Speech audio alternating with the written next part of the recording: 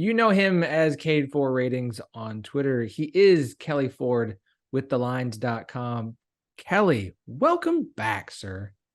Thanks, Philip. I appreciate it. It is always fun coming on the 1012 network. It's a special place in my heart, given what this podcast did for me and my own podcast adventure. So I always appreciate it. Always happy to get on with you. And it's even more exciting because we're just about a week away from week 0. So real college football games to discuss before too much longer, man. Oh, it's so close. It's palpable. Like it's just in the air, right? Like, and the sooner it gets here, I'm done with talking season. I'm ready to be finished with talking season. Realignment is on at least a long pause for the minute. We don't have to talk about it. Like, I just want football to be here. I want to watch games. I want to talk about games. I don't want to pontificate anymore, even though that's what we're about to do today. I just want to be like, oh, good, we have actual game footage to talk about, even if it's, against a 3-7 FCS team. I don't care. I just want to actually talk about football. But speaking of games against FCS opponents, what we are going to do with our good friend Kelley today is preview the Big 12's non-conference a little bit. I want to talk about some of the, look, we all put out rankings of best non-conference games. We've posted some stuff on our Instagram account. We've posted games I think are more underrated and interesting. Thank you, Kansas State, for always providing a few of those every year. But I wanted to talk with Kelley because if you don't know Kelley and you aren't on Twitter and you don't know K Ford Ratings, then you are going to have some fun today. Obviously, you should if you listen to the show, but every show is somebody's first. I want to talk about some of the more interesting and the best non-conference matchups in the Big 12 this season. There's the ones you all know, and we'll talk about those, I'm sure: Texas, Alabama, Texas Tech, Oregon, Baylor, and Utah. But I think there are some more that are sneaky under the radar, some that I'm keeping my eye on for just pure interest because of the opponent. And so, Kelley, let's kind of start with the easy question. You stack up some of the rankings of like non-conference opponents and strength of schedule and everything. How does the Big 12's non-conference to you stack up against the other Power Fives in what they have in the non-conference? Yeah, for sure. So, Philip, as you mentioned, we do have some FCS games in there. Everybody has FCS games, including the SEC, which, of course, people talk about them only playing 8 conference games. I know. And how could they schedule cupcakes in November? Although I will say it does to me, Philip, and you would know better, but it does to me seem like there's maybe a couple fewer FCS games this year, and that's because you've got teams like Texas and Oklahoma who aren't playing FCS teams. It feels like usually almost everybody has at least one. So I think there's maybe 1 or 2 less this year, which is exciting and is good for the conference, but most everybody outside of those 2 does have an FCS game. Actually, Houston does not either, as I look at their schedule here with Sam Houston making that transition to FBS. So the way that I'm looking at this, Philip, and you touched on the biggest games, my projected game ratings put out the top 40 college football games of this season in terms of projected average quality. So what are the teams involved, average K Ford rating, and what's the projected competitiveness? So my projected K Ford spread, because if you have 2 really, really good teams, obviously the competitiveness is going to be there. If you have 1 really good team and 1 not, that average K Ford rating could be close to a 50, if not above, but it's not going to be a good game. So we have to kind of find a way to match those 2 together. The 3 that you just mentioned, kind of under your breath a little bit, because we're going to dive into other ones, are the 3, unsurprisingly, that come out on top of my projected game ratings. Texas at Alabama, that's the number 8 projected game all year by my numbers. It's a projected game score of 95.3. Oregon at Texas Tech. This is a really exciting one in week 2 under the radar, as Texas Alabama is, but that one's kind of front and center.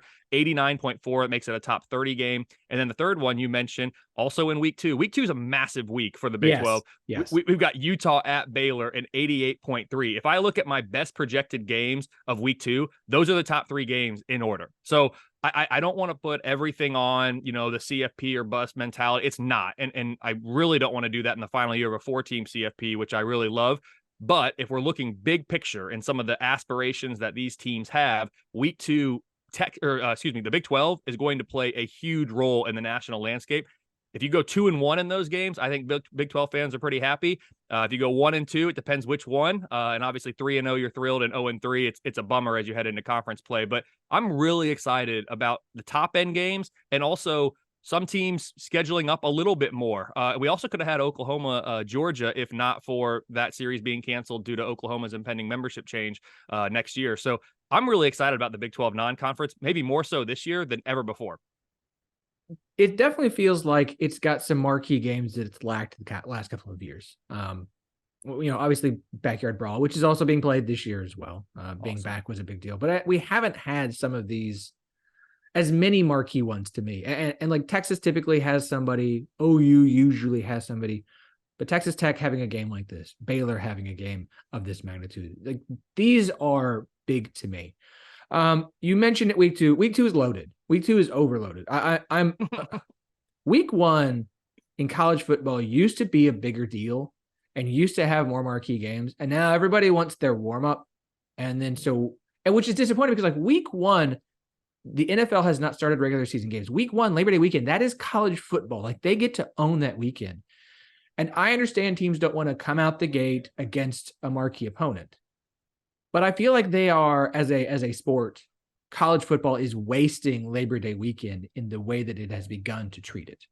Because like Sunday night's game used to be a good, and I don't remember what this year's is. I think it's like, is it like Clemson, Georgia Tech? It's just an ACC game or something, or That's the Monday night Labor Day. The Sunday night we have LSU Florida State. So that I mean, we got to give that's a big one. That's a big one. That's a big one. You're right though. I don't know why college football is not trying to capitalize more. Well, I do know for the reasons you just outlined. They want a warm up game, but without the NFL to overshadow the play at all, any day, college football is going.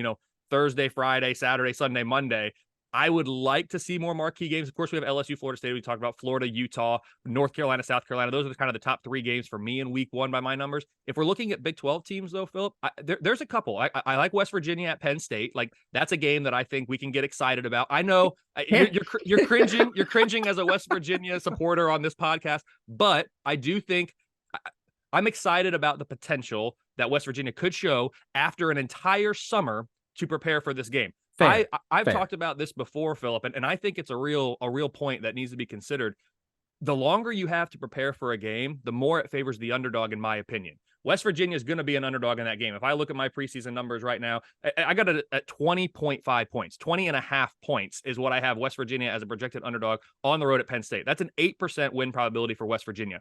But I like West Virginia's chances a lot better in week 1 against Penn State than I would in week 3 or week 4 when they only have 1 week to prepare. I think the longer you have to prepare, the more it favors that underdog. So that's a game to me that comes into the top 10 of my week 1 game ratings. UTSA at Houston. There's another one which I'm excited about. And again, from a Big 12 perspective, much more competitive game for projected competitive for the Big 12 team. Houston, I right now have favored by about 2 points. So I think that's going to be a very, very close game. And then the other one that sneaks onto this list, because as you mentioned, the week 1 slate is relatively weak, especially when you compare it to week 2. I've got Texas Tech at Wyoming showing up at number 14 here. Texas Tech about a 13.5 point favorite, but you got to go to Laramie. I mean, that's tough. We talked about the advantage that an underdog might have the longer you have to prepare. You're on the road for Texas Tech here. And hopefully they're not doing a look ahead. We talked about that game against Oregon at home in week 2. Hopefully they're not overlooking the Cowboys there in Wyoming. But I don't think they will be. I think they'll be focused. I think they'll be ready. But that's another game that I think from a Big 12 standpoint has some intrigue in week 1 for me. Those are the 3 that top my top 20 in week 1. Yeah, look, I mean, Texas Tech has a tendency to kind of start slow in week 1. That should make that an interesting game. It's a very weird game to go all the way to Wyoming to open the season. West Virginia Pitt, as you mentioned, Pitt is currently a 20.5 point favorite from what I can tell from the Vegas lines at this point. Penn State. Sorry, Penn State is a 20.5 point. Yeah, that's what. Thank you. There are interesting games. UTSA at Houston. UTSA is going to be the ranked team on the road at Houston, or at least the higher ranked from our opinion of Houston. And that was a close game last year. Like that one is this is my conversation with interesting games. Colorado TCU is an interesting game. I don't know, again, like Penn State, West Virginia, how good of a game it will be from watchability, but it's an interesting game. And so week 1's got a lot of interesting games. Week 2's were all the just like, no, this should be good. Like this should be a good week. But and that's my thing of I need week 1 to have a few more, I need a Texas Tech Oregon in week 1. I need a little bit, I need the Big 12. And I understand it's up to the teams who, the coaches can have an influence on scheduling, whether they say they do or not. To kind of be look, can we do a little more week 1? I understand. Thank you, West Virginia Pitt, or West Virginia Penn State. Although I would suggest West Virginia maybe stop scheduling 2 Power 5s to non-con. we'll say the same thing to Colorado moving forward. So week 1 is at least interesting. Week 2, I think we've highlighted the 3 marquee ones, but that doesn't include all the games in week 2. We're going to have the Cyhawk Trophy, also known as El Asico, which I think is very appropriate for what we should expect from Iowa State and Iowa on the football field this year. Cincinnati Pitt, it's two Big 12 teams will be facing Pitt this year. That one is interesting and intriguing. UCF at Boise State is again, very underrated game. Oklahoma State at Arizona State, like I don't even think that's Oklahoma State's most difficult non-conference game this season, but you get an Arizona State team who's going to be in the Big 12 next year. Like that's going to be a talking point through that game. So it's one to keep an eye on. You get Illinois at Kansas on Friday. Like I'm glad that game is on Friday because I want the opportunity to watch Illinois' defense face off against Kansas's offense. Because if that game was on Saturday, it would get completely lost in the shuffle, and it shouldn't. That is to me one of the most underrated non-conference games in the Big 12 this year. Absolutely. Every single game you just mentioned, Philip, is showing up in my top 20 graphic for week 2 games. And there's a couple even that you haven't touched on because that's how deep the slate is here. So to recap those that you talked about, I have Iowa and Iowa State El Asico. That's amazing. Projecting number 7 game. That's, notwithstanding some of the things going on at Iowa State that are still being resolved. UCF at Boise State. That's a number 8 game for me. Cincinnati at Pitt's number 11. Illinois at Kansas, number 12. SMU at Oklahoma. That's one that wasn't mentioned yet. I have that number 13. Oklahoma State, Arizona State, 14. Troy at Kansas State is another one that hasn't been mentioned, which if we think back to last year and what Tulane was able to, Kansas State had a phenomenal year. I mean, Big 12 champs. If you would have told me that a year ago, Kansas State's going to go win the Big 12, I would have said, I can see it. I actually think we might have talked about it on this show about a year ago, Phil. I can say I could see it, but I'd be surprised. Well, I'll be dang, they did it. It was awesome. But don't forget, Tulane went up there and got them. Now Tulane ended up being a really good team. Troy could be a really good team this year. So Kansas State, I think they've learned their lesson, if you will, with regard to a group of 5 team coming into their house early in the year. I'm not expecting Kansas State to lose that game. Right now, my numbers make the Wildcats a 15-point favorite, which is probably similar to what I had with Tulane. Maybe it was a little bit closer last year. But I still think Kansas State's going to take care of business, but it shows up in my top 15 there. And that, I mean, I've named almost every team in the Big 12 that has a top 15 projected game in week 2. It's an absolutely phenomenal slate for the conference. And yes, to reiterate your point, if we could have slid 1 or 2 of those into week 1, just to even it out a little bit. But hey, man, this is why we have the 5 TV set up. Anytime you're in Indianapolis, you are welcome to get on up here. We'll throw on a Big 12 watch party for sure. But yeah, it's going to be fun. And I'm going to need those TVs in week 2, as you've alluded to.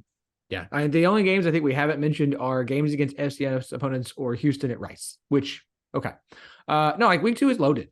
And so before we move to week 3, and then I think there's one more in week 4, like outside of Alabama, Texas, obviously, Texas Tech, Oregon, and BYU, or sorry, Utah and Baylor. Those are the 3 biggest ones. I think we've talked about this. Where do you view the other biggest opportunities for the Big 12 this year in non-conference? Again, we don't want to have to sit here and harp on the playoff. I don't want to have to talk about it. We're in August. I don't need to deal with that stuff until November. But this is going to be a great season for the Big 12. 14 teams. It's the last year for OU and Texas. The 4 newcomers coming in. Old rivalries renewed. New rivalries going to start building. Like there's so much to be excited about that we haven't even spent that much time on. Like where are the opportunities for the Big 12 in your mind to really plant a flag down this year? And I want to leave Texas and Oklahoma out of this completely. Really look at the conference and say, these are opportunities for the conference to continue to build off what I think it started building the last 2 years when you had Baylor and Oklahoma State in the championship game, TCU and Kansas State in the Big 12 championship game, TCU in the playoff. Like the conference has got to start building a new reputation for itself. Where can it do that this year in the non-conference?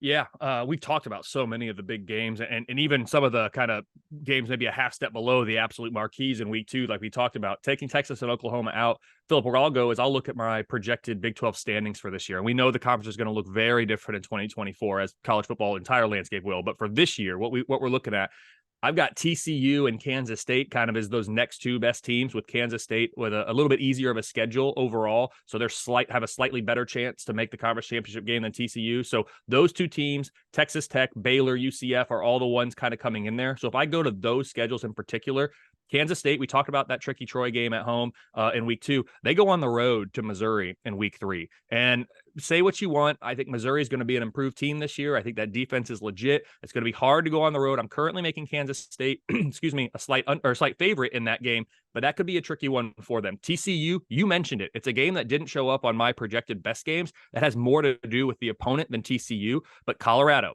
week 1, you've been seeing the previews for a long time on Fox already. They're pumping up this game, Coach Prime, Colorado, all this. It's exciting for the Big 12 moving forward. I have serious concerns about Colorado and what they're going to be able to do in year 1 under Dion with the amount of turnover they had. USC proved me wrong last year. You can piece together an entire roster through the transfer portal and have a good season.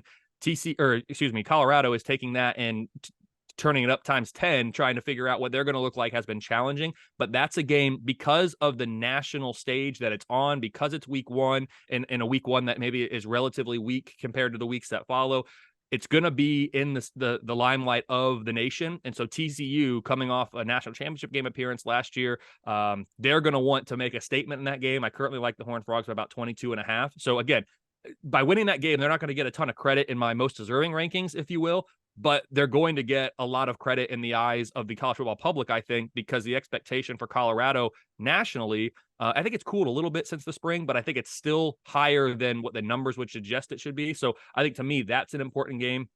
Texas Tech, we've talked about theirs. They go to Wyoming week 1. That's tricky. Oregon's the big one for them in week 2. Baylor, their non-conference, I won't lie, it's not too, the Utah game is awesome, and they're getting Utah to come to them. It's going to be fun. But Texas State at home, LIU at home, nothing there really stands out to me as a chance to make a statement. UCF, they got to go to Boise State in week 2. We talked about that game a little bit. To me, that's a statement type game for UCF. You know, hey, they've been Group of 5, now they're Power 5.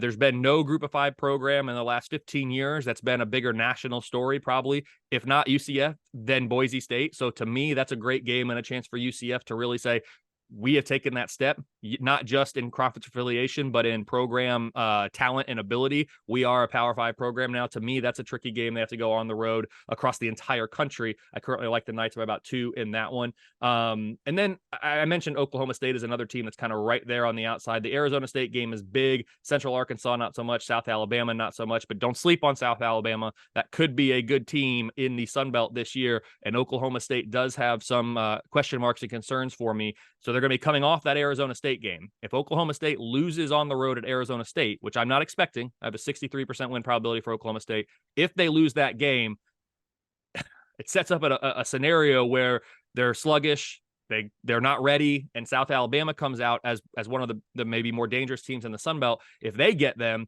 now you're 1-2 for Oklahoma State, facing a trip to Ames before a bye week.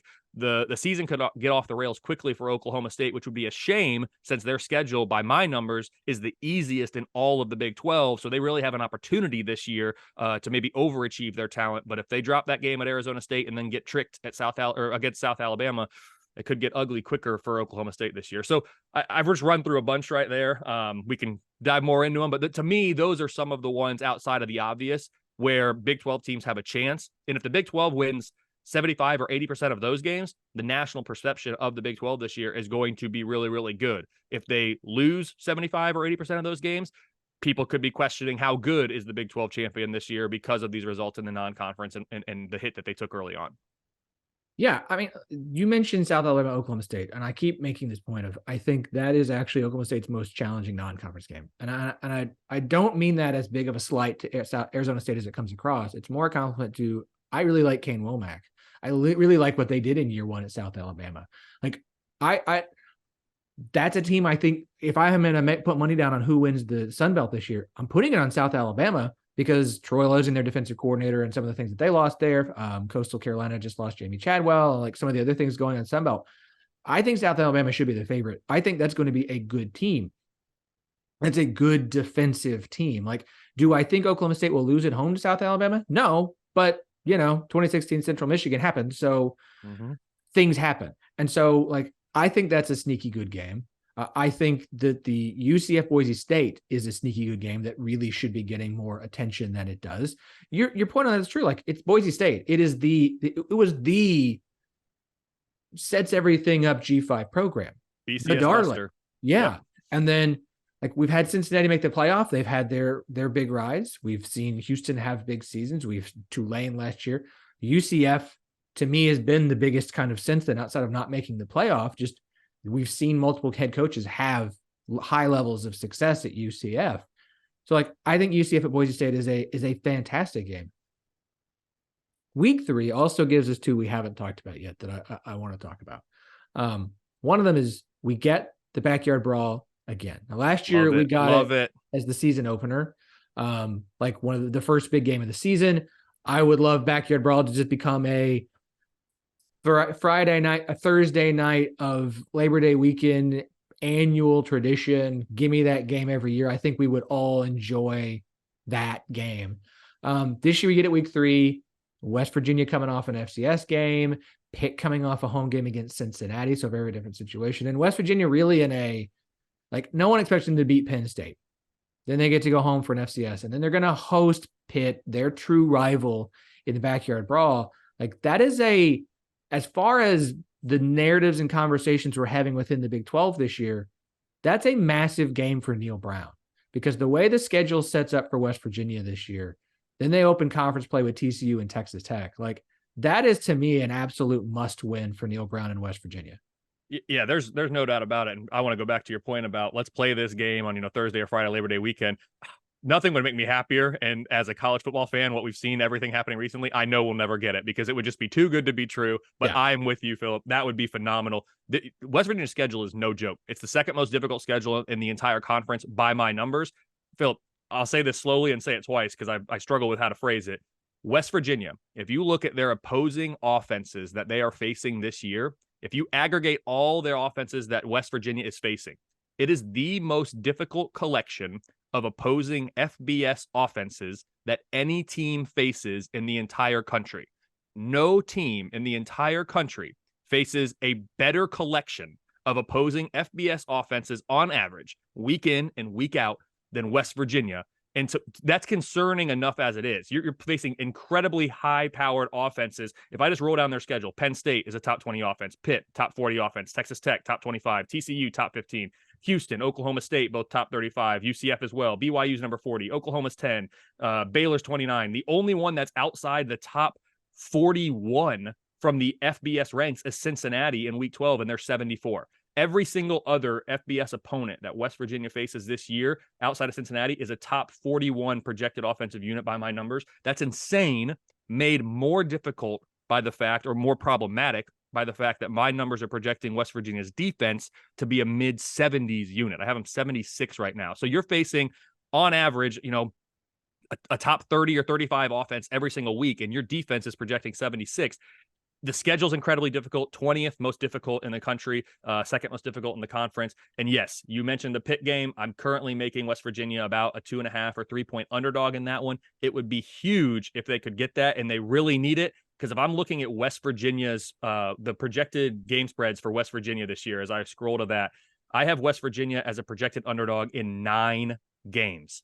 Only 3 games am I projecting West Virginia as a favorite, and 2 of those, Philip, are by a field goal or less. So it's just, the schedule's ridiculous. That it's not going to happen, but theoretically, if they lost every game they were an underdog in and they got upset by the field goal or less spreads, you're looking at 1-11. That's not going to happen. My number's suggesting 4 or 5 wins is the most likely, with a 28% chance to go bowling. But it's just so difficult. And Neil Brown, it's a tough year for him to be facing a very difficult schedule. I never clamor for people to lose their jobs. I hope he doesn't. I hope they can get enough wins to keep him. But man, it's brutal. It's brutal for West Virginia. Gonna be clipping that, posting it everywhere. That's gonna be great. The other game we haven't talked about that I think is a big one. It's BYU at Arkansas in week 3. There is a very good chance I will actually be at that game. When you live in Arkansas and you get tickets.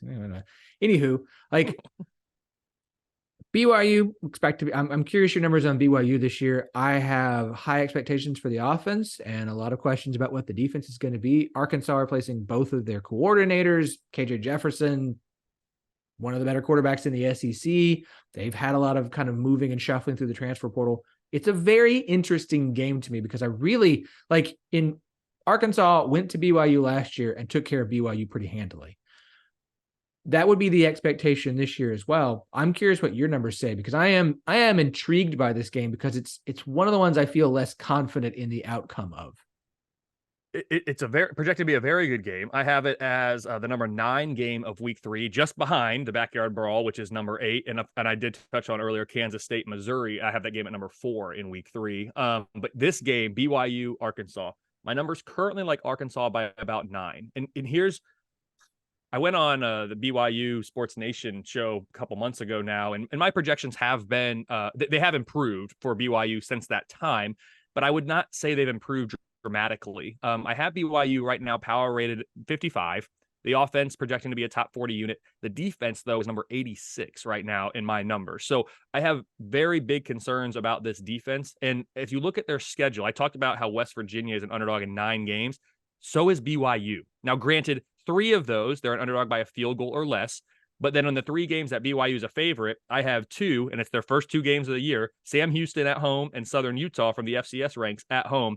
They're projected to win those by more than 3 touchdowns. So you're expecting BYU to start 2-0. After that, though, the only other game that I have BYU currently favored in is week 5 at home against fellow newcomer Cincinnati, and I like BYU in that one by about 2. So you're looking at a stretch after starting hopefully 2-0 where you're at Arkansas, underdog. You're at Kansas, short underdog. I mean, under a field goal. Home to Cincinnati. BYU could be 4-1 at that point. If they pull off an upset against Arkansas in this game that we're talking about, they could be 5-0. And I would be floored, because I'm giving just a 68% chance that they end the year with 5+ wins. But hey, Kansas proved me wrong last year, and no one was happier to see it than me. Like, it was awesome. But BYU is a team I just have really serious concerns about. They're not technically coming from the group of 5 ranks, being an independent. That's not a group of 5 conference, because independents aren't conferences, but we don't really know how to classify them outside of that. So for lack of a better term, they're making that transition to the Power 5. It's going to be tough. I'm projecting kind of a tough road for all the newcomers. UCF best position this year for me of the 4 new teams to have success right out of the gate. Listen, Texas Tech at home, I think Texas Tech's a really good team. I make that a 5.5-point game at West Virginia in week 10, a 2.5 point. So that could, I mean, that's a big swing game for both these programs. Probably both teams going to be needing a win in week 10 at that point.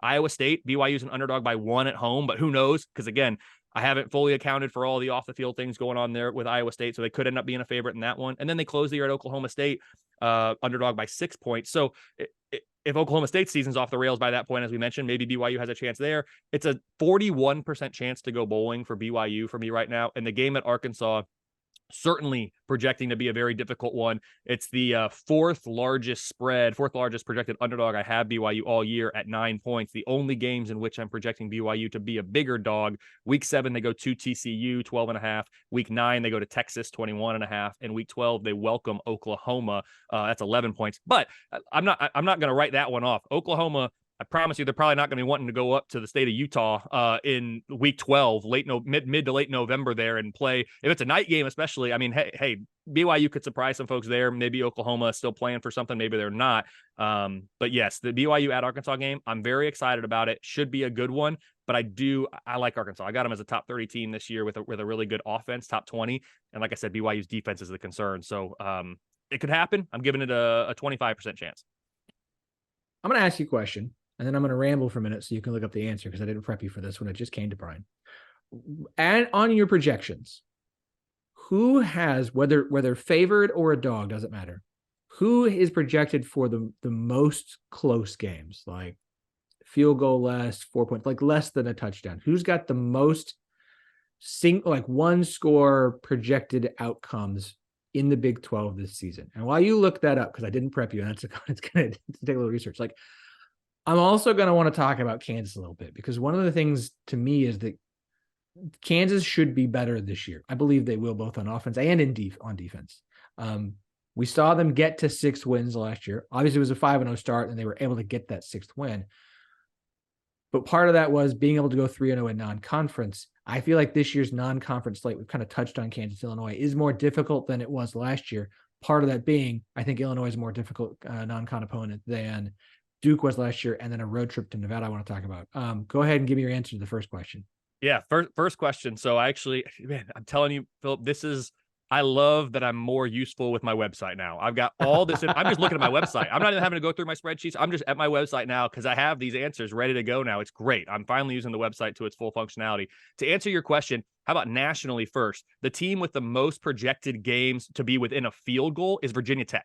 I have 7 games for Virginia Tech, 2 in which they're a favorite, 5 in which they're an underdog, that the spread is projected to be a field goal or less. So I mean that's remarkable. That's going to be crazy for Virginia Tech this year. If they can go 7-0 in one score games or in field goal games, they're going to have a great year. If they go 0-7, it'll be terrible, and they'll probably end up somewhere in between.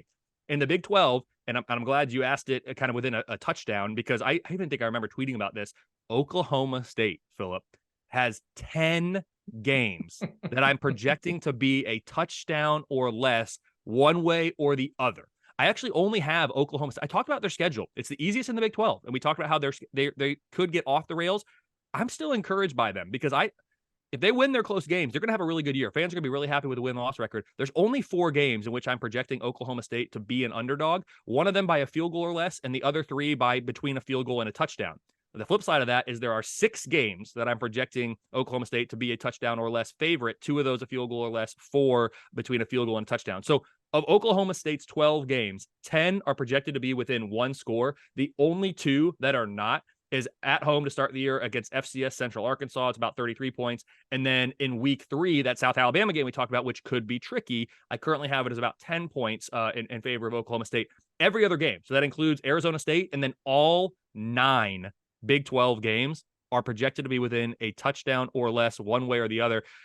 Get your heart pacemakers or whatever they are ready if you're in Stillwater, because it's going to be a very exciting year. Hopefully lots of close games for them, and hopefully for Oklahoma State fans, lots of wins. It's going to be very, very fun. I can't wait to see it. And like I said, this team, power rated number 43, offenses top 35, defenses in that mid to low 50s, excuse me. It's the easiest schedule in the Big 12 and amongst the easiest in all the Power 5. I mean, it's the 65th most difficult, meaning it's the 5th easiest Power 5 schedule of anybody this year. So Oklahoma State, to answer your question, is the team that has the most in the Big 12 projected close games. Cowboy fans, get ready for another season of Cardiac Cowboys. There it is. I was looking for it. It's Cardiac Cowboys. There it is. Cardiac. I've been trying to like brand teams as we get closer to the season. Cincinnati is my mystery team for the year. I'm officially claiming the Cowboys as the team of chaos with that many close games this year. That's awesome. All right, get your heart meds ready. Okay, Kansas. I want to talk about Kansas. Like I said, I it wouldn't shock me if Kansas was a better team this year than last year and won 5 games because of how last season kind of went. And I think this season schedule is more difficult. We've talked about, schedule difficulty earlier this year, specifically in the non-conference. I feel like this non-conference slate with Missouri State, first-year head coach, Illinois, and at Nevada is a more difficult 3-game stretch than they had last year in non-conference. Am I right in your feeling there? Remind me who their 3 were last year, Philip. I can't remember off the top of my head. The 3 last year, obviously there was the game against Duke. Now I have to do a little Googling. Okay. Well, while you're looking at that, I'll talk about these 3. Missouri State, and new this year, I don't just use kind of placeholder FCS ratings or some imaginative thing. I have very rough estimates for FCS power ratings. It's not nearly as robust as my FBS model, but I feel better about projecting FCS teams this year into FBS schedules. I like Kansas by about 30.5 points. It's a 98% win probability against Missouri State. I expect Kansas to take care of business in that game. Will they win by 30.5? Probably not, but I think Kansas' offense is legit this year. I think they're going to score enough points to win that game. Week 2 against Illinois, like you said, Illinois, they're a good team. I'm currently making Kansas about a 1.5 point underdog in that game. The fact that it is at home gives them a little bit of a bump, but I think Illinois is a good team. If Kansas can find a way to win that one, their chances of reaching a bowl, I think, would be greatly improved in my numbers. And then week 3 at Nevada, I'm really not that high on Nevada. I've got Nevada. I like Kansas by about 13.5. Nevada, I've got them power rated number 118. The offense is number 122, which is good because I'll get to Kansas's defense in a second. And then that defense that Nevada has, I'm power rating number 99. So I expect Kansas to be able to score points there. Illinois got a top 10 defense, by the way. I didn't mention that. So they're going to be really tough to score on. But to me, there's 2. It should be 2 wins, and it could be 3. You're more likely, by my numbers, to go 3-0 than 1-2. I would say at this point. but 2-1 is by far and away the most likely for me out of the first three there. I take it back. Last year was Tennessee Tech at Houston and Duke at home. So I think at Houston, Illinois, I think is better this year than Duke was last year. But I would take a road game at Houston as a far better opponent than a road game at Nevada. So yep, I think that's fair. And then if we look at Kansas' schedule the rest of the way, because we talked about last year, they surprised me preseason. I had a 1% chance Kansas would go bowling, and sure enough, they went bowling. This year, Kansas fans they're already mad at me, Philip. I know, I've heard about it. I have a 41% chance for them to go bowling this year. So again, let's look at year-over-year progression, because power ratings are slow to adapt. A 1% chance a year ago to a 41% chance this year. That is incredible growth and progress and improvement. This team, Philip, if we look at the last 10 years of K Ford ratings, Kansas never finished higher than 91st. They finished 91st in my year-end power ratings in 2018. They were 92nd in 2014. Other than that, they hadn't finished in the top 100 in the last 10 years. Last year, they finished 55th. It's awesome. 62.1 K Ford rating. That's better than FBS average, 55th nationally. This year coming in, I have them 57th nationally. So my starting point expectation is much, much higher for Kansas this year. But I'm not going to go all in and say this team's going to win 8 games because they won 6 last year. That's just not how this works. They won 6 last year. It was 3.3 more than I expected in the preseason. That plus 3.3 differential means Kansas finished 8th overall, and my biggest overachievers from last year, TCU, another Big 12 team, finished number 1, of course, going 12-0, winning nearly 6 more games than I expected. So Kansas was a top 10 overachiever last year. The offense is going to be really good. I've got them top 30. I have concerns about the defense. It's a sub 100 defense for me right now. They could surprise me, but I think this is the worst defense in the Big 12 by my numbers. Kansas fans aren't going to like that. I understand it. It is what it is. The numbers are the numbers. Prove me wrong again. You did it last year. Prove me wrong again. It's a manageable schedule. I have it as the 10th most difficult in the Big 12, so it's manageable. They don't play too difficult of opposing offenses, relative to Power 5 standards, which is good since his defense I have those concerns about. But as I'm looking at Kansas, I make them as favorites in only 3 games. This is a theme. BYU, Kansas, West Virginia, Cincinnati, underdogs in 9 games this year. Many of them are close. I've got Kansas as, 7 games that it's a touchdown or less. So only 2 games that they're multi-score underdog. But after the first 4 weeks, I don't make Kansas a favorite again the rest of the way. Favored in week 1, Missouri State, underdog slight in week 2 against Illinois, favored week 3 at Nevada, favored week 4 at home to BYU, and then underdogs the rest of the way. 41% chance. They did it last year with 1%. I won't be surprised at all if Kansas gets to 6 this year. I like what's going on there. The numbers are slow to react, and the numbers are the numbers. Prove me wrong again is what I would say to Kansas fans. Yeah, improvement on the field may not equal improvement in the record this year for Kansas, but improvement period is a solid thing. Like if Kansas can avoid losing as many double-digit games, like that's a sign of progress. That's a good thing. And I would expect Jalen Daniels back for another season next year. So there's plenty to be excited about for Kansas. In a 16-team Big 12. I can't stop laughing at it. Like I go to the intro for the show and it's always plus Colorado, Arizona, Arizona State, and Utah. I have yet to stop laughing when I say it because it's just the most ludicrous thing absolutely imaginable that the Big 12 is going to have 16 teams with those 4. I mean, it's wild. It's wild. Kelley, you are awesome as always. I always appreciate your time on the show. This will, of course, not be the last time. Heck, this is not going to be the last time this season that we have you on here. We always get you on for a picks pod every year, so we will schedule that sometime soon. Do me a favor, Kelley. I know you are all over the place now. You do so much covering college football. Where can people find all of it? Yeah, I appreciate it, Philip. This is always fun. Like I said, the 1012 Network podcast, special place in my heart. I love to see how this network has grown, both in terms of viewership, listenership, but also conference size, as you just mentioned. Nothing but growth for the Big 12 in the 1012 Network. I appreciate it as always. You can find me on Twitter, or X, I guess it's called now, at KFord Ratings. I know I say that sometimes. People are like, no, it's Twitter, whatever it's called. I'm at KFord Ratings. You can find the website kfordratings.com. I mentioned it does have a lot more informative graphics and data on there now than it has in the past. I will promise to try to keep that updated throughout the season. I'm very much looking forward to it. You can find me over at thelines.com doing the Lines College Football Show with Brett Gibbons as well. And then can't announce it yet, but another podcast forthcoming hopefully in the next week or so. So like Philip said, you can find me in a lot of different places. I appreciate any interaction or follows that you can give. I do like to interact with people.